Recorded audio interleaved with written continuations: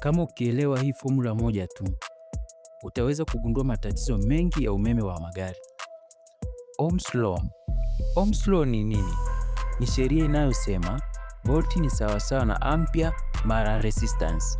Kwa kifupi, volti ni sawasawa na ampere mara resistance. Elewa hivi kirahisi. Voltage ni sawasawa na nguvu ya kusukuma umeme. Ampere ni sawasawa na kiasi cha umeme. Resistance ni kizuizi. Zote zinategemeana. Mfumo wa bomba, connection ya masomo yote. Presha ya maji ni sawasawa na volti.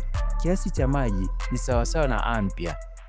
Bomba kubwa ni sawasawa na resistance. Ukibana bomba, resistance juu, maji yanapungua, ampere chini. Mfano rahisi kwa gari.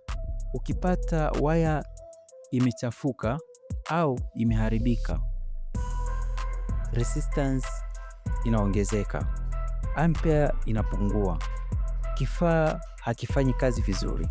Mfano taa inakuwa hafifu, starter inazunguka polepole.